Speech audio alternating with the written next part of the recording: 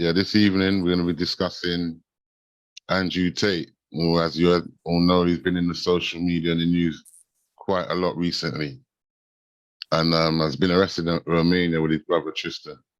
So we're going to show a quick video, and then we're going to get to that, a little reasoning. Welcome.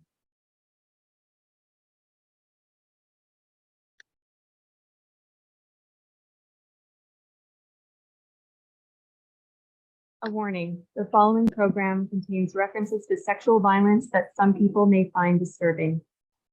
Andrew Tate is in the news again. Biggest criminal charges.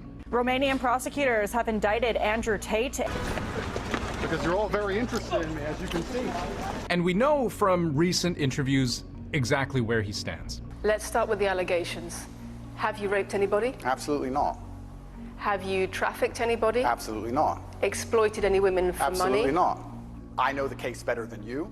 I know it intimately and you don't. I have seen all the criminal files and the evidence against me and you haven't. I know the truth of what happened and you don't.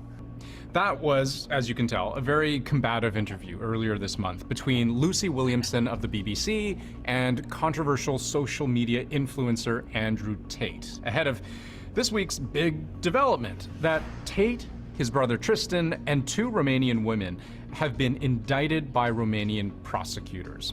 They face charges which include human trafficking, rape, and forming a criminal gang to sexually exploit women. The Tate brothers and two Romanian female suspects are under investigation for abuses allegedly committed against 7 women.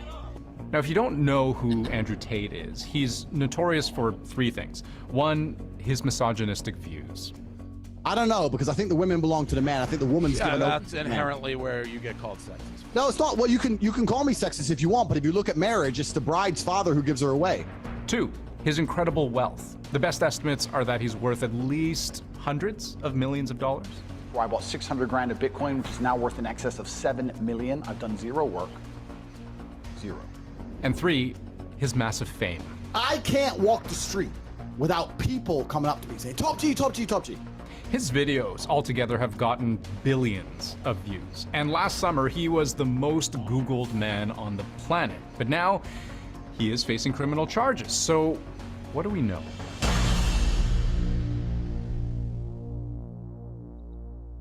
Regardless of what the mainstream media keeps saying and the lies they try and purport, we get tens of thousands of messages from people every single day supporting us, and they understand that we're not the first affluent, wealthy men who have been unfairly attacked. Until now, Andrew Tate was largely controversial for his views and his reach. You know, I've heard people call him the king of toxic masculinity. I had all these girlfriends, so I'm like, maybe I could open a strip club and like be a pimp.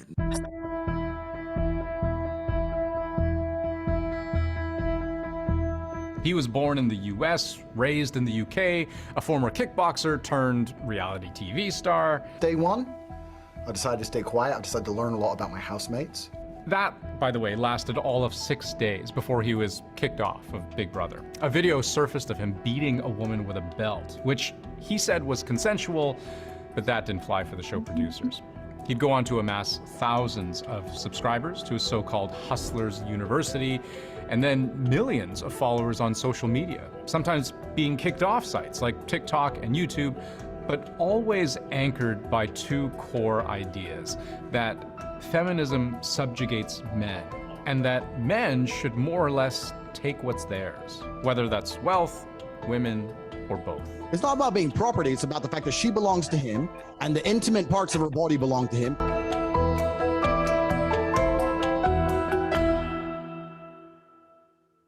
Andrew Tate was first arrested late last year. Police were investigating alleged abuses against 7 women. The accusation that Tate ran a cam girl empire, where young women were manipulated into relationships with the promise of love or marriage, but then subjected to violence, forced into debt, constantly surveilled, and coerced into making pornography.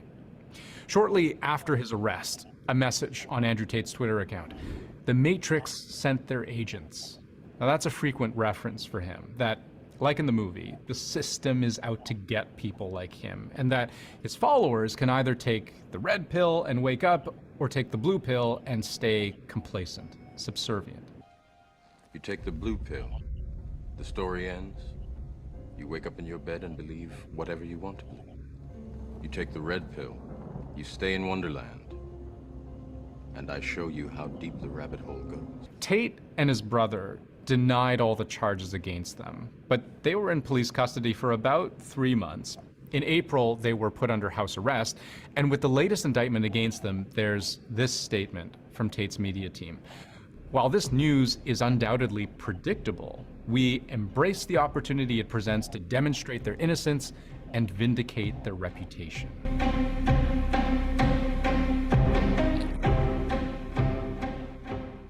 Now, one thing that has made evaluating the case against Andrew Tate very difficult is how he is reported to have said or written specific things, sometimes which seem very incriminating, but then denied ever saying or writing those things at all. You have said, my job was to meet a girl, go on a few dates, sleep with her, get her to fall in love with me to the point where she'd do anything I say, and then get her on webcam so we could become rich together. I don't think that's what I personally said. I think That's exactly what you said on your website. No, I've never said that. That's something that you found on the internet. Doesn't mean I've said it. And while it's not too hard to find clips of Tate saying broadly provocative things, so much original source material, podcasts, interviews, the like, have since been taken down. You know, you can find clips like this. Your goal is to inspire a girl to make money and give you the money. But they're hard to verify, and it can be difficult to draw direct links. You know, police in Romania, where Tate was arrested and is facing charges, have for years been working to dismantle so-called lover boy networks that specialize in trafficking vulnerable young women and girls with false promises of sentimental partnerships and a future luxury lifestyle. Andrew Tate is accused of employing those very same tactics, and the extent to which he has openly admitted, sometimes even bragged about doing such things, may be a factor in this case. Because at the beginning, she will need you, but then she won't need you. But you have to keep that fallacy, keep that dream alive. She can't do this without you, to ensure that she doesn't do it without you. There are also separate charges still under investigation, which could lead to a separate indictment, including money laundering and trafficking of minors. But in the meantime, for this indictment, a trial won't necessarily come quickly. Under Romanian law, the judge has 60 days to evaluate the evidence and then decide if the case can proceed. And I'm telling you absolutely and utterly, I've never hurt anybody, that the case that's been put against me is completely and utterly fabricated, and I'm never going to be found guilty of anything. We'll be right back.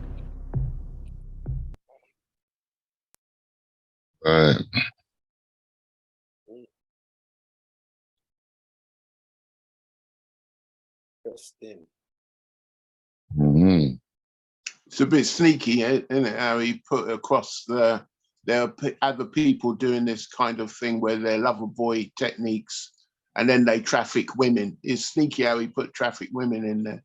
You know what I mean?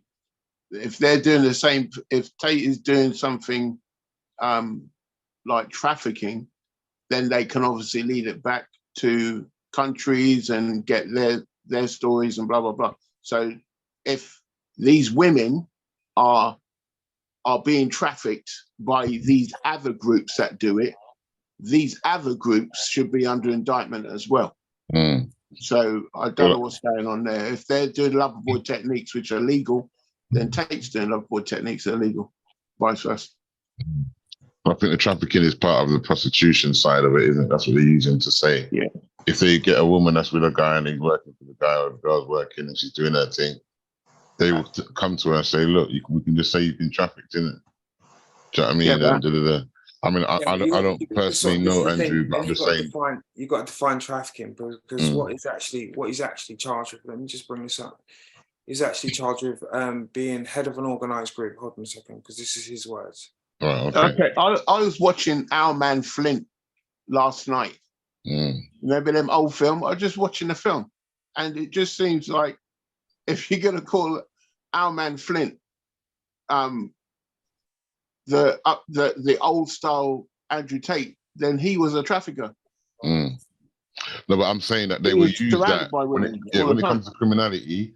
They will use that. They will use that and go to the woman and say, look, you know, we can get you. You can get off on and we're going to use it as trafficking. We're going to call it trafficking. But he's actually charged with being head of an organised group. Yeah. That groom girls to make TikTok videos, and he takes Right. the proceeds off the TikTok videos. That's exactly. Right. That's Yeah? That's the exact charge. Yeah. But then, but that's his charge. So for me, at that stage in his life, he was already up there,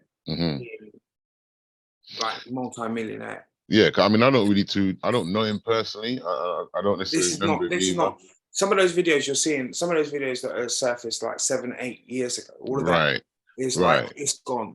That's what I'm saying. There's a lot of information on the on the web, on the internet, social media about him still, but whether it be positive or negative. Do you know what I mean? I mean, you know him personally, so that's why I did invite you still. Well, I kind of because obviously I met Andrew at Storm probably about 3 or 4 years in there, and then he came in, and we were pretty much sparring partners, like all the way through. We socialized a little bit, but obviously I had my circle of friends, he had his circle of friends who he used to roll with. But we used to fight. I go to all of his kind of fights as well. I met his dad, Emery, before he passed. And yeah, we just had that kind of gym relationship. But I never you see people and you know people and you kind of feel people, and I didn't feel like I knew. Obviously, he was a very kind of driven person. He was kind of like, whenever he done things at 100 miles an hour, and he still does now to this day. Yeah, he's very confident and very outspoken. Whether it be work, whether it be whatever, he was just kind of like forward thinking and always on point. So that's how we kind of gelled. And I've known Andrew for like. Was he a guy, Nigel? Like when you met him, was he just like a what would you say, like a Gallus kind of guy, and just him and his brother, him and his brother weren't short of women. Women would obviously because they're tall, aren't they? They're like 6 foot 2, 6'4", 6 foot. What's Andrew? 6'3". Andrew Tristan's like 6'4", so Tristan's taller, stockier. So they're not ugly guys. So whenever they go out, it's like more or less girls looking at them more than anything else. So they weren't short of options, put it that way. So yeah. Anybody else have a question or an opinion or on the situation? Perhaps you said you knew him. So I also, when he first moved to Romania, just to let you guys know as well. So when he first moved to Romania, he's been there, 7 years. It's not just recently that I've been going there. So I go there every probably 2 years, whatever, just to go out there and see him. And obviously them times was his early times when obviously he was doing what he was doing back then. And for me, I've seen girls around the house, I've seen everything around the house. So I've never seen Andrew being in a way that they're describing he would be. I've never seen any kind of trafficking, girls locked up, not allowed to do what they're supposed to do. Any girl that comes to Andrew's house, obviously now he's got security all the way around the house and everything else. They've got mobile phones, they're allowed to come and go as they freely, do you know what I mean? There's not anything there that I would see that kind of would raise alarm bells in my head by looking onto it. So there's no rule. You never see no woman in a room saying she can't come out or no. None Girls of that. come and go as they free. They pick up So their they mobile phone. do what they're They doing. do whatever they want to do. They do selfies. They've got their mobile phone. They go out. They come back in. They do what they need to do. They need to call whatever. It's come and go as they please. What Nigel? So what were they actually doing there then? So what? These girls, they just fly out to Romania to go chill with him, or are they out there just doing some work videos? What is it? Does he bring them? Does he pay for them to come? You know what I mean? What, the girls there? Yeah. Because I don't, Are we talking back then, or are we talking like currently now? Because Andrew's just got his girlfriends right now, and he just sticks with. He doesn't. Yeah, maybe a little bit about the background. Now, how did he kind of get into all of this? Girls coming and doing films and shooting videos. So Andrew, as everybody knows, it's common knowledge. Andrew had a webcam business when he first started. Right. Yeah, so they're the ones, but that's not got anything to do with what's going on currently now. So obviously Andrew had a webcam business, but he had people that worked for him, and they were those people that kind of were there. So, but they were. I wanted to do that. People. That's what I'm saying. They were free to come and go as they please. It was a business. Yeah. Sorry, I'm not really that clued up on it. So he had a webcam business, and what's that? People pay subscriptions or something, and yeah. So that was what he used to do. That was what he used to do back then. And obviously before he found crypto and basically other business opportunities. Right. Okay. Talking from my knowledge of Andrews goes back from when, because I'm a teacher of martial arts like Nigel. So I've been doing this for a long time. So the natural circle is you go to a lot of events to do with martial arts, especially when you're in your town. And I was at his first world championship. I got my picture taken with him like everyone else. And pretty much that's it. But when Facebook started getting hot with chatting, this was way before he was famous. He was always on there, and we were always rowing with each other about things like Trump and stuff like that, because he is, I think, the god of trolls when it comes to chatting with people and arguing with people on online. And he will send you in a direction you don't want to go and open you up, basically. But I never fell for all of that stuff. So we always have good conversations, good arguments, good discussions. So he's always been that clever guy that I have discussion with on Facebook.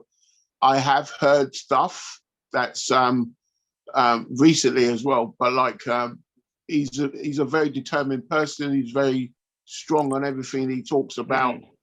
There's nothing inconsistent about what he says about women and what he does with women. So when he's you know, if you're a dad and you want to make sure your daughter is safe, you will go to the school and pick her up and take her. You see what I'm saying? That kind of stuff, that you won't allow for boys just to come round to your yard. They have to be checked out. So he's one of them stringent people, just like a regular dad would be stringent. He's strong on these things. When it comes to all this stuff that started coming out, I was just like, well, it's an extension of his business, and they're trying to appropriate it to wrongdoing because he's too outspoken. He's being listened to too many people, especially young guys coming up.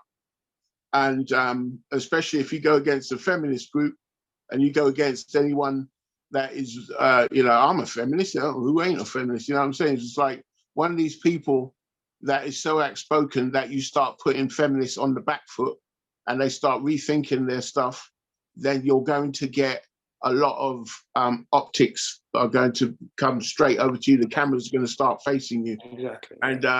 And he never dropped it. Like I say, he's stringent on this and he'll stick by his guns. And there's no inconsistency, like I say. But it's like when it comes down to attacking, what's that woman? Oh my gosh, the activist. Greta Thunberg. Yeah.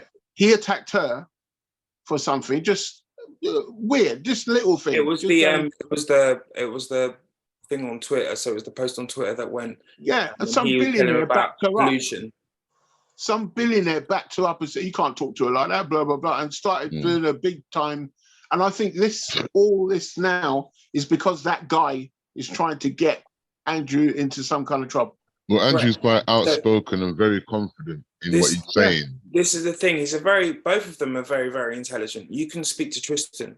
You can speak to Tristan about any forms of parts of history, and he will know, and he will have an explanation for it, and like he will explain to it. Equally, Andrew, super intelligent people. Okay, really, really highly intelligent. So like what you were saying there, you can have a conversation with him about anything, and they will give you rhyme and reason. You may not necessarily agree with all of their points, but if you actually listen to what they say, it actually makes sense.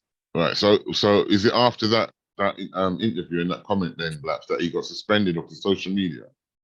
Yeah, that's when the attacks started coming thick and fast. Yeah. So he got. Yeah. So that was when apparently he got arrested for all of that, but he was actually being investigated prior to that. He was actually being investigated prior to that, and the reason being that he was being investigated prior to that was because, and I remember this because I'd been there literally a month prior to him being all of this happening. So he had a party, invited girls over, and it's all in the bits and pieces in there. So he invited guys over, but the girl had a boyfriend. So the boyfriend, so she must have panicked when the boyfriend called and said, "Where are you? What are you doing?" This, that, the other, blah, blah, blah. Then he called the US Embassy. And then that's when he got first raided. So that's okay, so this is when he had a party in Romania. Yeah, so that's when I first get. But the two girls, this is the thing, and this gets thrown out of the way. This gets always thrown out. Is this the two women that were arrested with them? Sorry? Is this the two women that was arrested with him? No. They're his PAs. Oh, Yeah. it's his PAs. So these two girls that spoke to her boyfriend. Her boyfriend called the embassy. Andrew got raided. Those two girls went home. Yeah. Nobody mentions about the two girls because the two girls had done this before to prior people, to prior men. So basically, they're kind of, if you want to put it in a term, gold diggers. So they'll go around. You saw the text messages that they were saying between each other, but actually instigating what they're going to do as a plan. Just pretend this, pretend that, and it's all on the internet. Okay, so you'll see them actually instigating, telling them what to do, telling them what to say, how to act, and just act this, and it was all a plan. Who's telling them to act like that, or they deciding that between themselves? They're deciding it between themselves. Right. So they're instigating to try and set up Andrew. Yeah, but Andrew's got cameras in his house, so no one was there without false pretenses, under false pretenses or anything else like that. Andrew's got CCTV on every single angle of his house, all the way around his house. So you see these girls coming and going as they please, mobile phone in hand, going out shopping, coming back in, they're on a break. And then the next thing you see, obviously, when they've left there, they're making this complaint. But then they're in the south of France with Rolexes, thingies. They've done it all before, so it was actually a plan. So there was actually 3 other guys that they've actually done it to. And I don't think it ended it nicely for one guy. I think one guy maybe committed suicide, don't quote me on this. Another guy got arrested, and another guy was full of depression, so he got depressed and went into himself. So it's a plan that they do this all the time. So those 2 girls were one of the 6 girls apparently that had come forward. So those 2 got ruled out. The other lot of girls that obviously they're accusing them with, or supposedly accusing them with, 2 of them have actually turned around and said, "No, Andrew's absolutely fine. It's not what you're saying it is. We haven't been groomed. We haven't. I saw that on a news clipping still. They were actually there. I saw that on a news clip. Yeah. They were saying the police will not retract my statement. We haven't made a statement, but they're not taking us out of it. We want to be out of the investigation because we don't believe that Andrew's done anything wrong. They're not accepting, "Oh, you've been groomed and you've been this," and they said you've been brainwashed. So they're actually kind of pushing them into a corner to say they've actually been brainwashed, rather than letting them go and say, like, because they're actually saying that we're not going to make any statements. Andrew's done nothing wrong. We said that, blah, blah. And then one girl called Sophie was made up by the BBC. Okay, this one girl hasn't got a name, hasn't got a face, hasn't got any dates. And that's what they're trying. That's what that BBC reporter Lucy was trying to put onto Andrew at that point in time. So that woman Sophie doesn't exist. She doesn't exist. She's irrelevant. She's not there. She's in the ether. So, and like I say, going back to how driven he is, and you can have conversations with him. Super intelligent, and do you know what I mean? Just an all round. He says what he is. He looks after his people, looks after his family, and even before all of this charity stuff was coming out, I actually saw him doing all these other little pieces as well behind the scenes. So I remember Tristan actually jumping in his because he's got roles before that got taken away, and just loading up loads of stuff in the car. They've still got loads of stuff in the house. Loading up loads of stuff in the car to take to the Ukraine border, just to give to the kids and women and children, all those pieces, even before all of this come out. So they do things. They're not like they do things out of the kindness of their heart. So for me personally, seeing that, I've known Andrew for 18 years. I would have seen something. That's what I was going to say. In all the I time, might need to break away from this guy because he's not really. In all the time you've known him, you've never seen nothing untoward. Nothing untoward. No nefarious actions. Nothing untoward. I've just seen a hardworking man. From when he gets up in the morning, even when we're on holiday, when I went over there the other week, Andrew gets up, he's got his laptop. Yeah, he comes out, sits in the sun, bang, bang, bang, bang, straight on his laptop, bang, bang, bang. Still working. Stops for training, food, to chat for a little bit, and then he's back to working. Literally, and that's how he's been from when I first met him. Well, not when I first met him, from when I first met him with training, and then going to see him in Romania from there, he was just constantly just on it, always looking for new business ventures, always looking to just better himself. And you've known him 18 years plus. Okay. Mark, you had a question? Well, no, it's just like a little while back, I don't know what I was on. I think it was on Facebook, and it's like some looted group, I don't know what exact, I can't tell you the name of the group, but some looted group. And obviously he come up in the conversation, and it was quite a split because there was quite a few women coming on there and saying, yeah, he done this, he done that, I'm glad.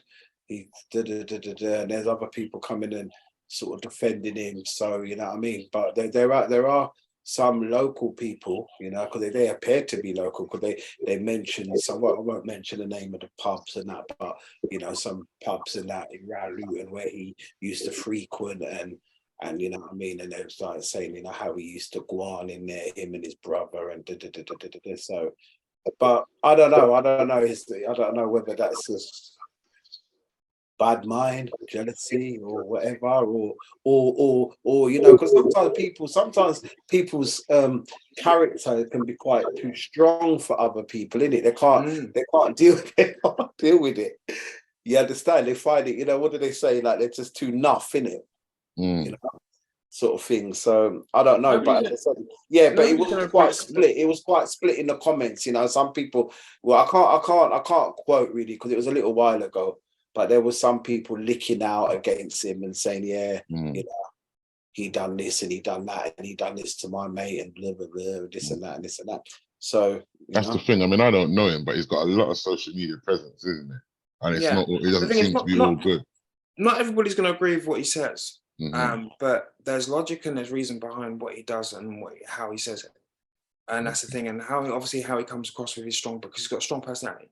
And I think that's where people get misconstrued with, like, oh, he might be arrogant or anything else like that, and where he comes across. But if you actually kind of just listen to actually what he's saying, then you can actually hear the kind of the actual logic he's actually, you know what I mean, coming across with, you know.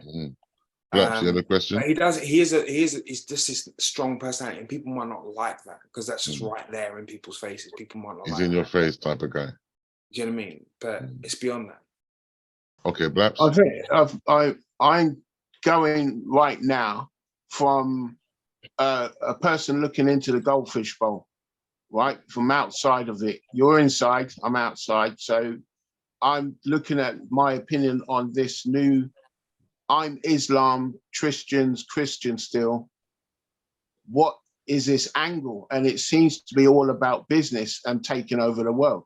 So if you're going to control the world, just like the Vatican has controlled the world through religion, and Islam has controlled it through religion, and Judaism has controlled it through religion, I think that's what the new manipulation is. And if you start thinking like that, then you can say, well, all of it's a scam then. So he is a scammer then. So he is doing all this stuff then. You see what I'm saying? So this is why people are very cautious about what he's done, because all of a sudden now he's dealing with Islam. It might be completely, absolutely what he wants to do. You know, he's always had these thing about being that way inclined, or it could be seen as an angle. You see what I'm saying? He was an atheist first, wasn't he? Then a Christian, exactly that, and that's what I was saying. So he was an atheist first. I'm asking Nigel now. What do you think? Well, like I say, like Skip was saying, he was an atheist first, and I've always believed that there was something there. I've old school. I'm always believed there's something there, and he was an atheist first. So that's probably one of the things that I didn't agree with. But I think it's the values Now he's seen it, he's read it, he's been around it, he's been amongst it. And maybe, you know, people change over time, don't they?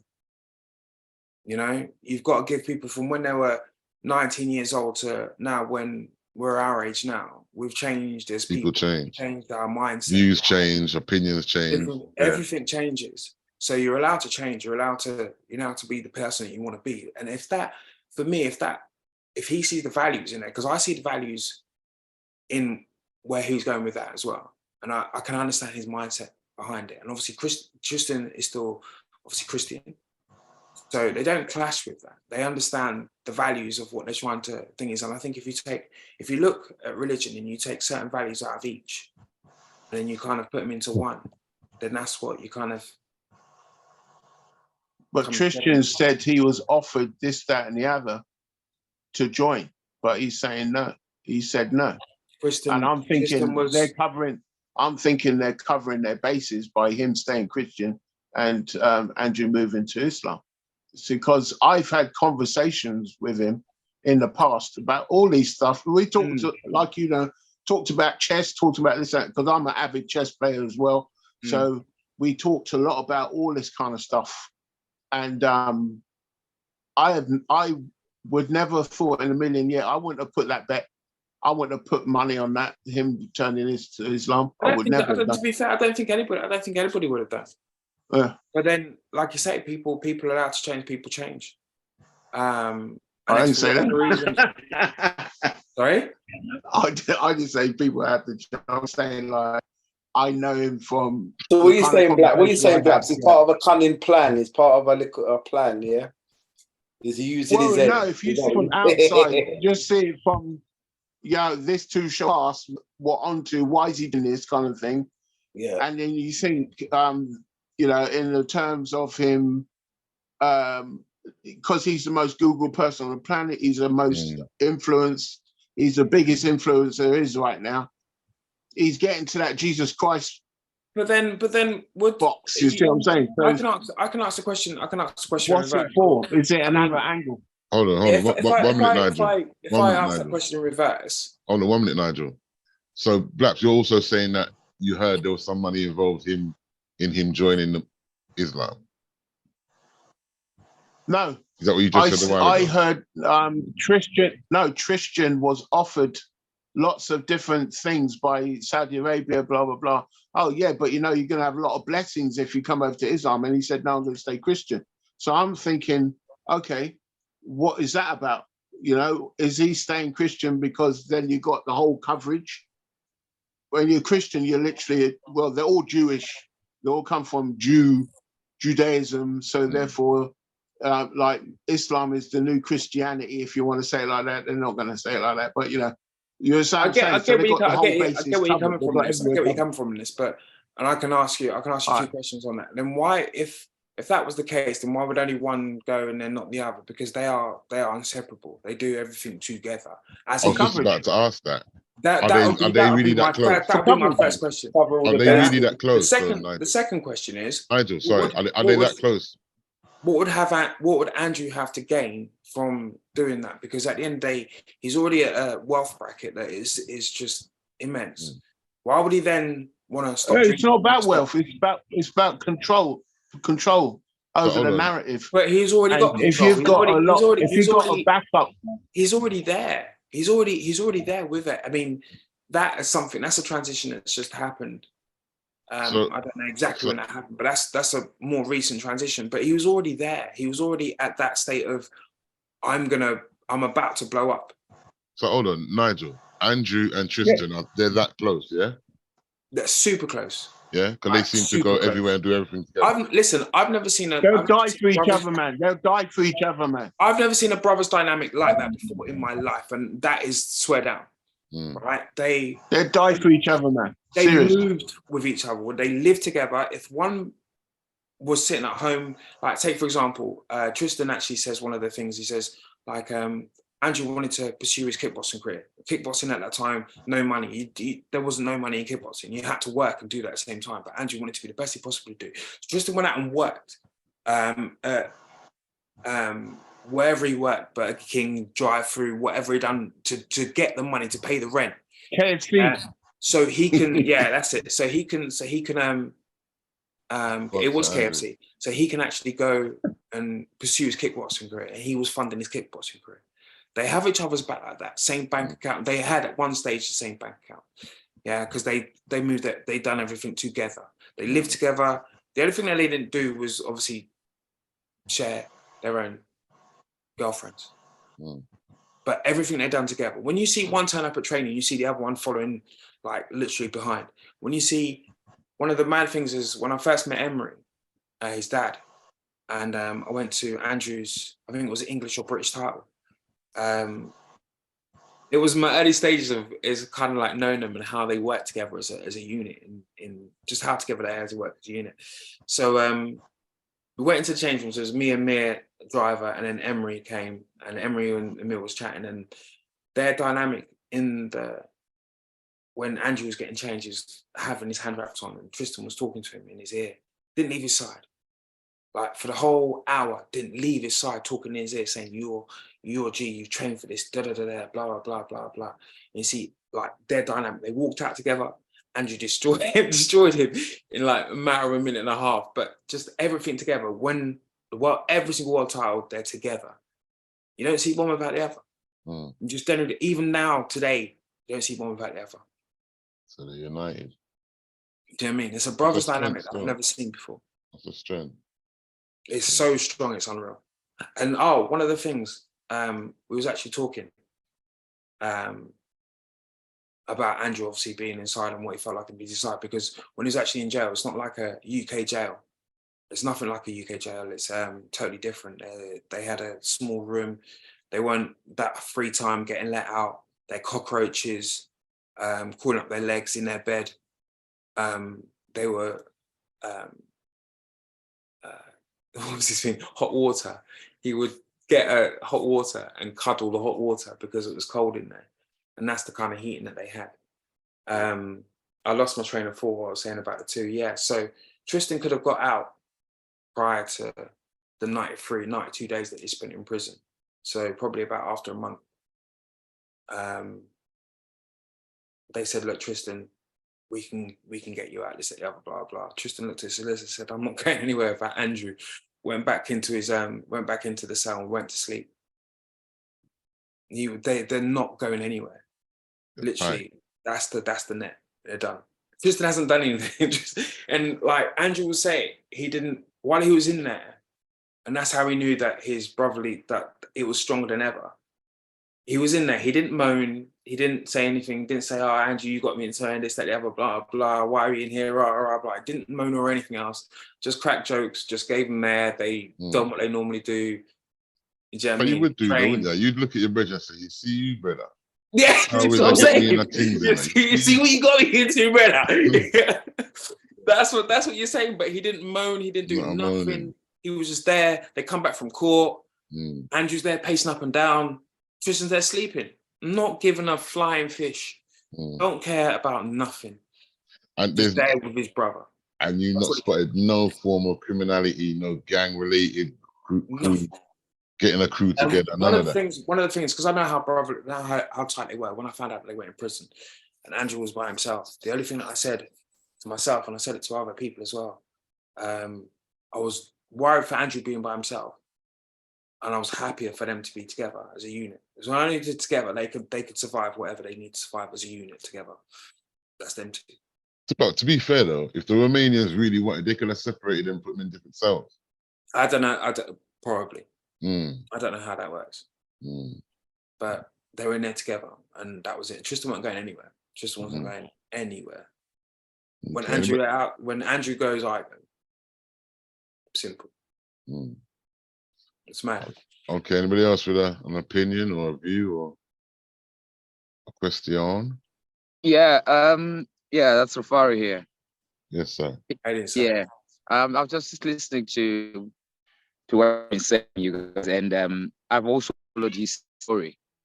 I've listened to a lot of the bad stuff that they've said about him. I went back into kickboxing to see how it started. He's a hard nut, like what the Nigel is saying. He's a hard nut.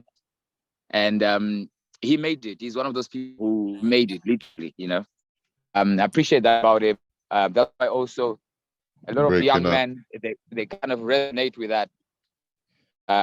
He made it. He's the typical example of making it. But then I've just been observing a few things as well.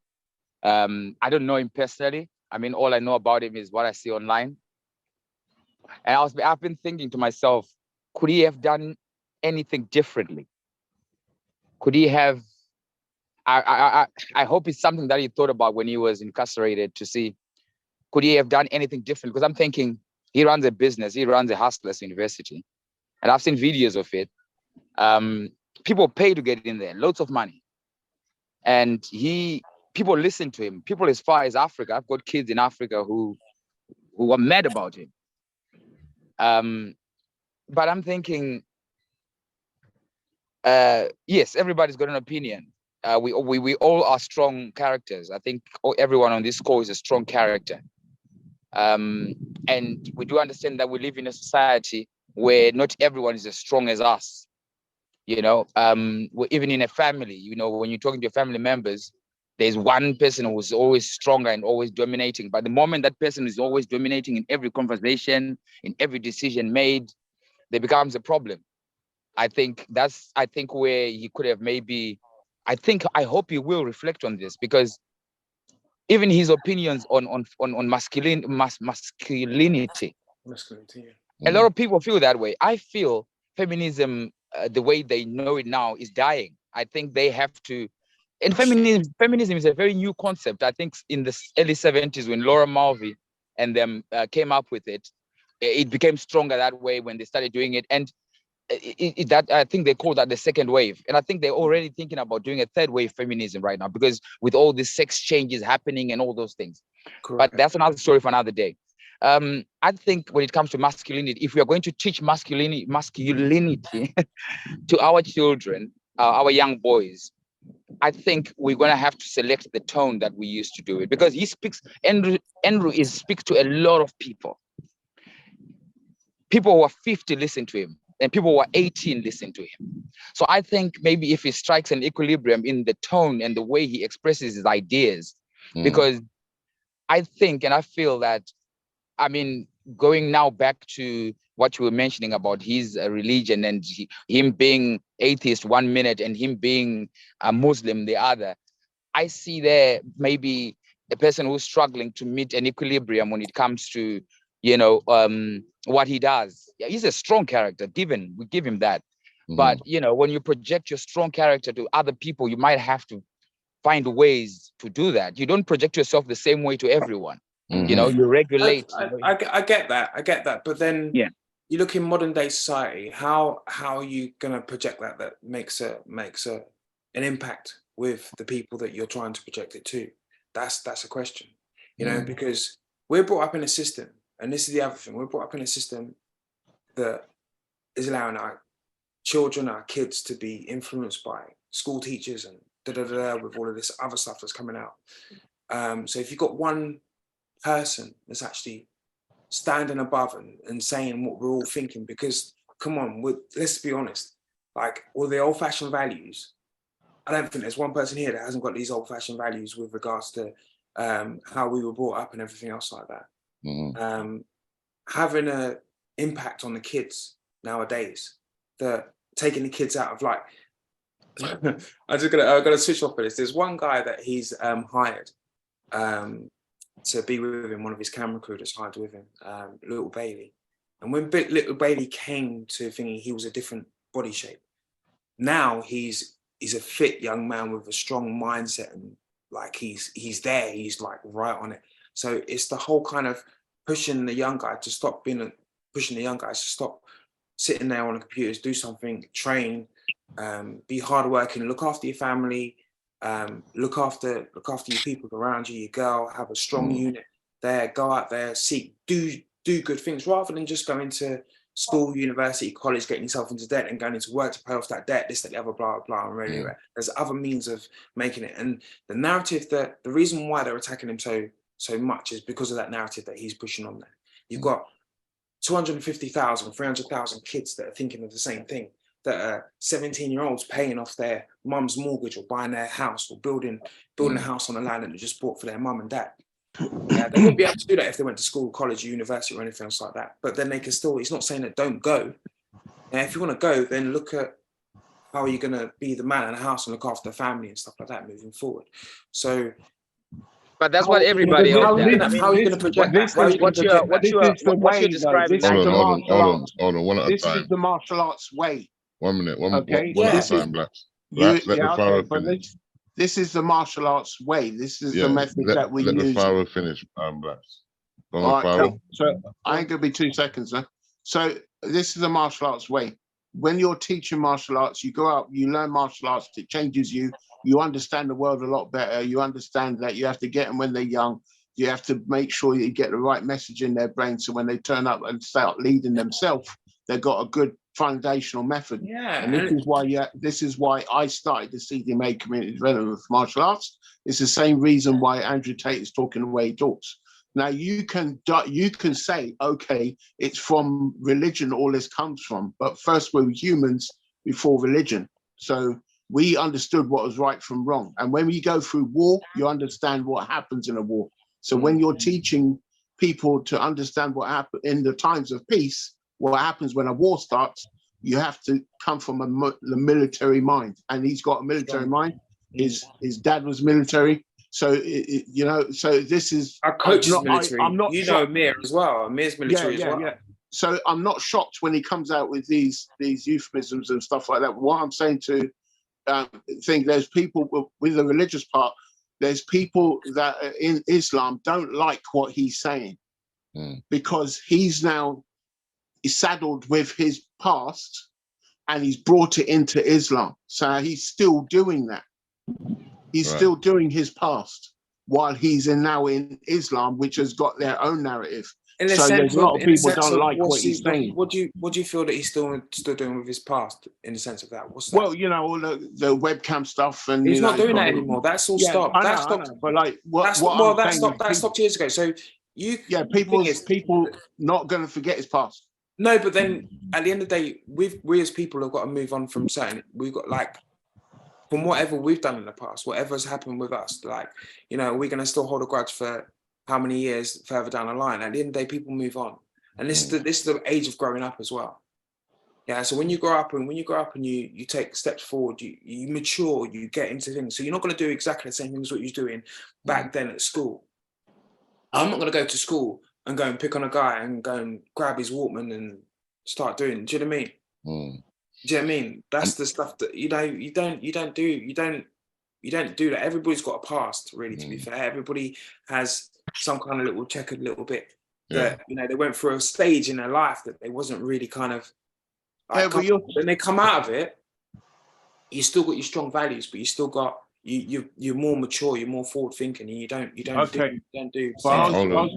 speaking from the narrative that I was just hypothesizing about how the outside world sees his new move of going to Islam.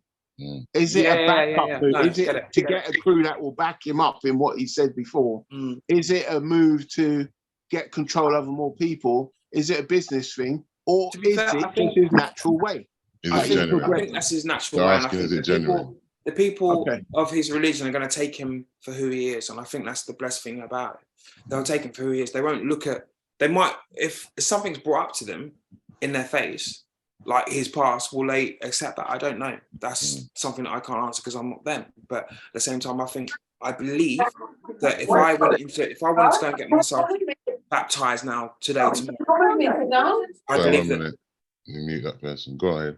Yeah, I believe that they will take me for who I am and take me as a new person and move me forward and push me forward, rather than saying, oh, well, you did this and blah, blah, and you did that. Do you know what I mean? I don't believe that would happen. All right. Rafara, do you want to finish what you were saying? Well, yeah. I mean, I think some of the things have just been answered, really, because now we're talking about somebody who is going through stuff, and you saying, Nigel, that there's chances that he has reflected on some of these things. Now he has found Blacks is saying that there is a way of doing things, his roots and culture that are followed when you're following Islam. So I guess he might have to drop some things. I think for him, I don't know. I don't want to tell him what to do, but perhaps he might think about dropping some things or maybe changing the way he was doing some of the things. You can see. And sorry, I'm just going to touch on that point there. Sorry to interject on it.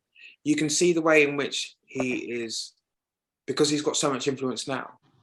Yeah, you can see the way in which he's choosing his words more a little bit more carefully to actually describe what he's actually talking about.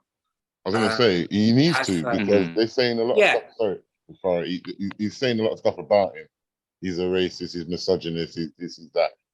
Do you know what I mean? So he does need to pick his words more carefully. I notice he's quite quick when he's talking. He's outspoken. He's confident. Yeah, fair enough. He's good in the argument, but still, pick your words carefully. You get more flies with honey than vinegar. Yeah, I think the whole misogynistic thing is a little bit too far fetched, and I think they needed to actually get there. And what the whole feminist thing as well. I think it's just there to just kind of alienate him. To put tarnish. Yeah, they're just trying to tarnish. Everything's just trying to tarnish. Okay. If you actually sit there and listen to actually what he says for the whole kind of podcast, or how he's talking in context of a situation, then more people would understand. All what we're seeing at the moment is just kind of snippets of sound bites of this part, that part. You know, has anybody really sat down there for 2 hours? I know obviously a couple of people might have done, but sat down there for 2 hours and actually listened to the whole kind of level of conversation. And if you listen to 1, 2, 3, 4, pretty much they're all pretty much identical in what he says, and even if he's answered certain questions, you know, what he says, how he's portraying his messages is pretty much still the same. He's not apologetic for things that are not. What's the word I want to do? That have been he's accused of. So he's not gonna kind of like apologize for stuff that he hasn't done. If you know what I mean. He's just gonna move forward and just basically just give his message how it is. And will he stop? I don't think he's about that. I think he will still give his message across, because I think his message is strong. And it's strong for everybody that is younger than me and that's coming up, because, like, again, for me, I haven't got any children. But if the schools and colleges and universities and stuff like that were kind of putting an agenda on my children in schools, telling my children to come into school in a certain way, you'd have something to say. In a certain manner, I would have something to say. You know, but he's a big social media influencer. Yeah. But then exactly that. But then if you look at statistics as well, the level of testosterone in men and young men have actually come down, because we're teaching men not to be men. You can be whoever you want to be. You can do whatever you want to do. If you want to dress up that way, you dress up that way. If you want to put on nail varnish, you can put on nail varnish. This whole, what they say about toxic masculinity, it's not toxic masculinity. It's about being a man. Like, you know, there are two genders. You've got male and female. Yeah, and but do you think that mentality is kind of outdated now? Sorry, so you think that's probably what part of the problem is that like people like Andrew Tate and other, like, you know, masculine men kind of want it like how it was before, where the women were kind of more subdued and more, you know, in the background, and they want sort of like harping back for the so-called good old days, maybe. And that's not his message. Like, it's not really his message. You can still have a kind of a girlfriend, a wife, but she's there for you. You know, it's not there to kind of like. For his kind of narrative on it is that she's there for him. She doesn't need to be like, he wants to look after her. He wants to be the kind of like sole provider for her. If she wants to go out and do a bit of yeah, he can do. But at the end of the day, I'm going to be the man that's going to, you know, make sure the kids. That's what I'm saying. That sort of mentality has kind of gone out the window now. People are not really, you know, they're not really. Well, you could say on men are not really kind of standing up to, you know, their responsibilities or their duties, and you know, you could flip it. You could flip it either way, really. To be fair, you know, And you could say that obviously giving women more of a chance in the world because that's what they want to do, then that's what they want to do. It's at the end of the day, you know, different people, different strokes. But that's how he wants to, that's how he does his thing. And there's nothing wrong with that.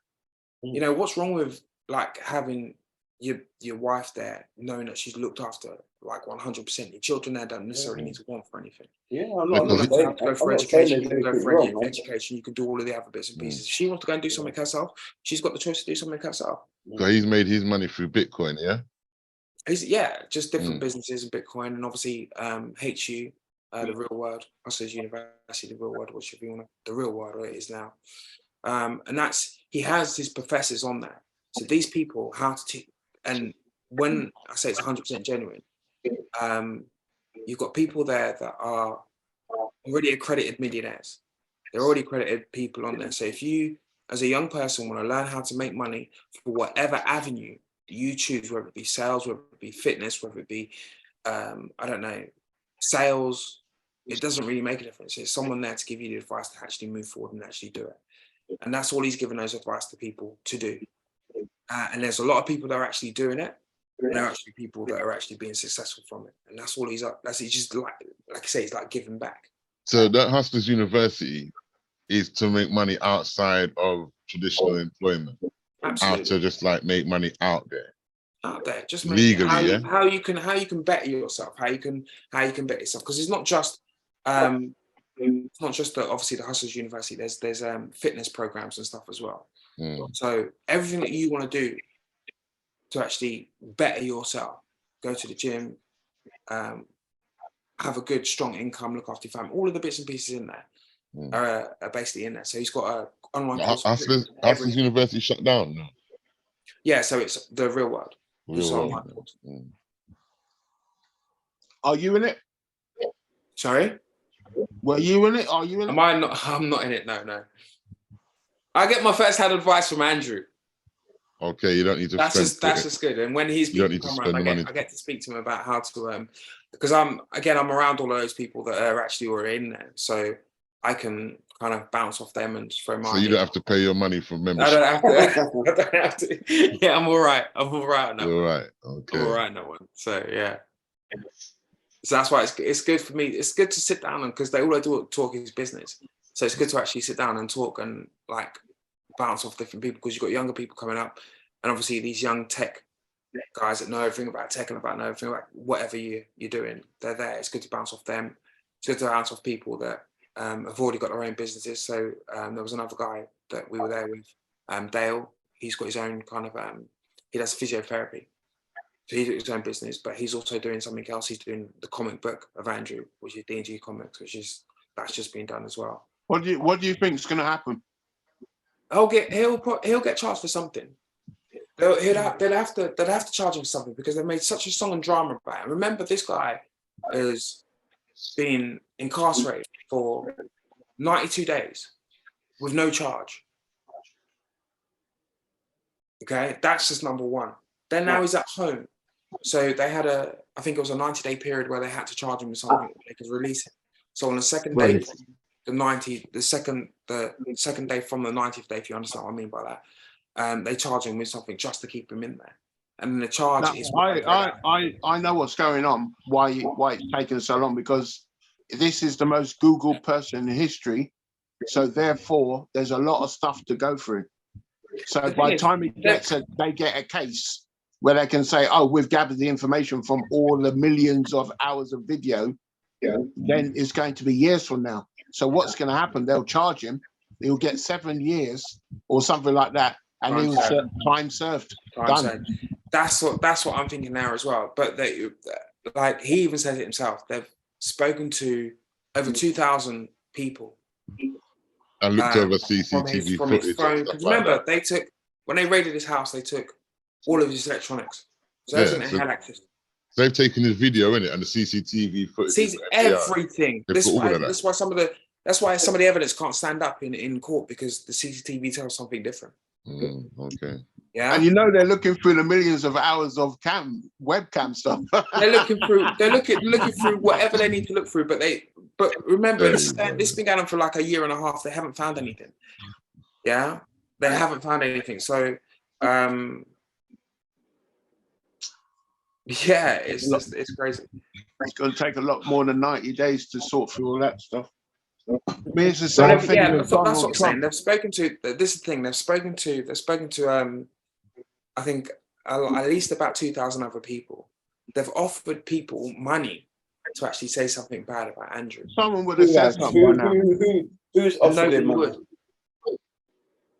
Who has done it? So it's the same thing as Donald Trump, where they gathered the evidence from all the, you know, before they went to his Mar-a-Lago and took all the documents back. They were finding out what documents he's got, what he's done with them, blah, blah, blah, for years before they brought an indictment to say you did wrong with these 37 things, blah, blah, blah. Yeah. So it's going to be the same amount. It's going to be a long same time. matter. That's what we're thinking. That's the kind of conclusion that we've kind of come to. So it's going to go on and on and on and on and on. They're going to just keep on going, keep on going, and keep on going. Then they'll charge them with something small, and it will all be some time stupidness. to be able to go. But they have to charge him with something because, you know, I don't think the way he's been treated is being like being put inside for 3 months. The chance of him getting fair treatment went out the window a long time ago. 92 days with no charge. Yeah, but there's got to be, well, it's in Romania, so I don't know the laws. In England, that would be illegal. Yeah, exactly. Understand? If there's no terrorist charges or suspicions of terrorism, they couldn't do that in England. Yeah, we got like you say, Marvin, we got programs like 24 hours in police custody. Yeah, you know what I'm saying? 24 hours, bro. That's do you know what I mean? Let them go. There's you know that there's some laws that potentially have been broken there. I don't know what the legal system is out there, and I don't understand the legal system out there. I'm not going to obviously claim, but for me, that I can't like see that as being like super legal. There's got to be some form of injustice along there, somewhere along the line. Yeah. So, do you ever think that they watch you, tap your phone, looking into your soul? We're living in a society. We're living in a society, right? Let's not get this twisted, right? We're living in a society where we're being watched frequently, right? For our mobile phones, for our TVs, through everything that we're being watched through. Okay, if I want to find out and track where you, if I'm a police officer, I want to find out where you are and where you are, everything where your is movements are, on you, man. and everything else, so blah blah. I can track you. Yeah, I can track it. Anybody can track anybody. So we're being watched. You know, our mobile phones here, when we've got our phones open, they take constant photos of our faces. Listening to you and everything. Do you know what I mean? They know everything, bro. There ain't nothing that we're going to get away with. Or, well, yeah, there isn't nothing we're going to get away with. Not in this day and age. Technology is mad. Technology can put you in places where you claim that you weren't. Sure. Do you know what I mean? So it is one of those. Your mobile phone, just to let you know, mobile phone back in the day when we was rocking all of the earlier mobile phones where you could take out the battery. You can't take your battery out in normal mobile phones now. Yeah. And remember, your mobile phone goes dead. Right? Oh, I've run out of battery. Where's my phone? Oh, let me just go find my phone. And you go on to find my phone. You go beep, beep, beep, beep, beep, beep, and your phone's over there somewhere. You've left it over there. Do you know what I mean? Right. You look, it's deeper than this. Deep. It's mad. The way that they're going technology-wise and how they can track us and what they're watching us and with and everything else and blah, blah. They can do whatever they need to do. So, do you know what I mean? So what we're saying, guys, is he guilty or not guilty? Well, before and that's another thing as well. I wanted to ask you guys a question. Okay?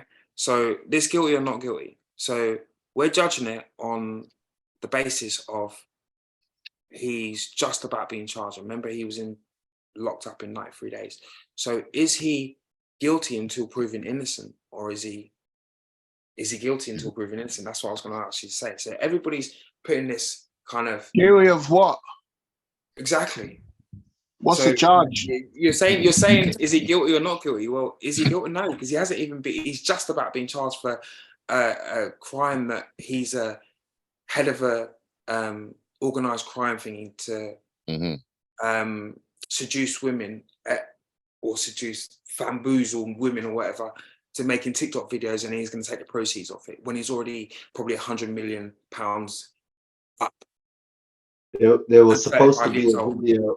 There was supposed to be a video. There was supposed to be a video on YouTube of him beating one woman with a belt. Yeah, so that was again many years ago. Yeah, but, she claimed that was consensual. She came back on and she said, "Look, that was just consensual sexual fun." Mm. Do you know what I mean? So she's not got anything against it. That's what if they listen. If you want to be a little kinky with your missus, you can be kinky with your missus. Do you know what I mean? It is what it is. Mm. You know, they want to record it, and that's up there. I'm Tory MPs have been doing it for years. Tory's been doing it. How you mean, man? When you want to slap something, you slap it, innit? You slap it, yes. Yeah, I mean, it's just the way it is. You know. So again, it's like they were reaching. Everybody just reaching for something to grab onto, to make some form of case of this. So the man's innocent until proven guilty. Definitely innocent until proven guilty. Do you know what I mean? Because there's nothing there that, like, from what I can see personally, obviously, I'm different eyes, but from what I can see, there's been nothing there that kind of draws me towards that. I think I'm a good judge of character, and there's nothing that draws me towards that. I mean, like I said, I don't really know the man personally. I've seen only a few videos and a few bits. Some of the things he says, I wouldn't necessarily say, or some of the things I don't necessarily think. Not everybody's going to be the same. Yeah, but at the end of the day, he's out there. He's a millionaire. He's an influencer. Okay, it could be a target. Yes, it could be a target. Listen, he's look. Let's put it in this way, right? So the way I see this as well. So he's, if you want to put an influencer in the top there, right, which he is an influencer. But then you've got other influencers out there, right, that are doing a lot of rubbish. Yeah. And if we look at the social media circuit on there, you've got a lot of other influencers that are very, very high out there. Your KSIs, take for example, right? So you want to do a prime drink, just small little things. You want to do a prime drink so kids can buy it. They're not going to earn any money off that, but they're going to buy it. But it's actually not good for them. The actual content of that stuff is absolutely rubbish. Do you know what I mean? So for me, it's like things like that kind of, do you know what I mean? Tip my balance towards, okay, he's out there realistically teaching people how to make money. All right. Get off your butt, do this, do that, follow these steps, and then keep on going, and it will bring you. These other guys are saying, well, no, just drink this, you'll be fine. Just buy my drink, make me more famous. Great. Come to my boxing show, watch me box. You know what I mean? It's like it's a different kettle of fish. Just the pendulum's just totally different. Right, we're gonna wrap up now. Nigel, thanks for featuring, man. I appreciate that. No worries, pleasure, man. Yeah, absolute pleasure. Respect, brother. All right, thanks, MDC family. One love. Good to see you all. Yes, brother. Cool, man.